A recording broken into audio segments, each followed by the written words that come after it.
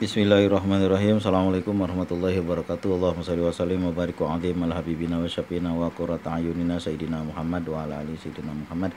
Ada yang bertanya, Ustadz, bagaimana kalau seandainya kredit udah terlanjur, misalnya seperti KPR. Saya nggak tahu ya KPR ini bentuknya apa maksudnya ya. Ada bunganya nggak? Pokoknya kalau ada bunga itulah riba. Kalau kredit, misalnya kita, nih misalnya yang ringan aja, kita kredit, misalnya kita kredit motor, misalnya, itu nggak masalah. Namanya orang membeli kredit nggak masalah. Membayar tunda nanti bayarnya begitu kan. Cuma yang nggak boleh, kredit pertama jangan dua harga.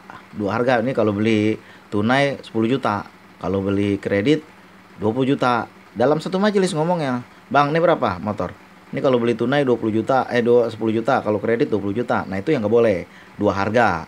Yang kedua, jangan ada bunganya. Kalau dua itu nggak ada, apalagi dikelola dengan sistem syariah kayak di sini, itu nggak ada masalah namanya kredit mah. Bayar tunda kredit nggak masalah. Nah ini yang saya nggak ngerti kalau KPR itu apakah dia ada bunganya atau enggak. Kalau nggak ada bunganya nggak ada masalah. Dan nggak dua harga juga nggak masalah. Seperti di bank-bank syariah, di apa namanya itu di semacam ada pegadaian syariah gitu kan, saya lihat jadi ada motor akadnya, jadi dibeliin dulu sama lembaga keuangan itu, nanti kita bayar sama dia secara cicil. Jadi beli di dealernya tunai, kemudian kita bayarnya sama dia cicil. Itu nggak masalah, namanya beli tunai nggak ada masalah. Beli kredit nggak ada masalah. Cuma yang jangan ada apanya itu, ada bunganya yang jangan. Kalau misalnya telat nanti bunga naik ya sama aja itu mah kalau kayak begitu. Nah itu disebut riba. Kalau misalnya kredit nggak ada masalah. Yang penting jangan dua harga dan jangan ada bunga. Nah kalau KPR ini saya nggak ngerti gimana.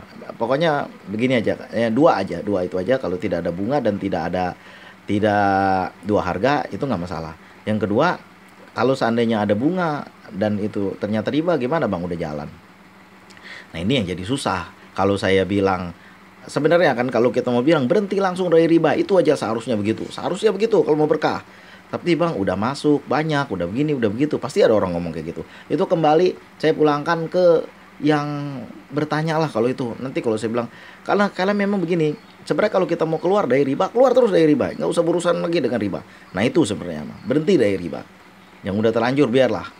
Kalau misalnya ada pertimbangan ini itu segala macam, itu kembali kepada yang bertanya apakah dia selesaikan dulu sampai beres, setelah itu jangan lagi. Nah itu boleh juga. Cuma kalau dia mengambil begitu, nanti bersiap-siap aja, kemungkinan besar nih barang yang diambil secara begitu tuh kemungkinan besar nanti ke depan kapan di kapan itu apa istilahnya akan bermasalah. Bukan bermasalah dengan lembaganya, tapi bermasalah sehari-hari. Misalnya ada ajalah kesusahannya di situ, ada ajalah rusak lah, ada ajalah segala macam lah, ada itu, tetap itu ada. Namanya juga riba, nggak ada yang tahan itu. Nah begitulah kira-kira.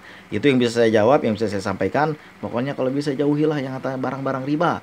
Allah akan menyuburkan sedekah dan menghancurkan riba. Jangan beriba-riba lagi. Kalau yang udah terlanjur ya seperti tadi, saya kembalikan kepada yang bertanya. Nah itu jawaban saya. Jangan sampai nanti jadi polemik di sini. Terima kasih atas segala perhatian. Mohon maaf atas segala kekurangan. Usikum wa nafsi bitaqwallah. Assalamualaikum warahmatullahi wabarakatuh.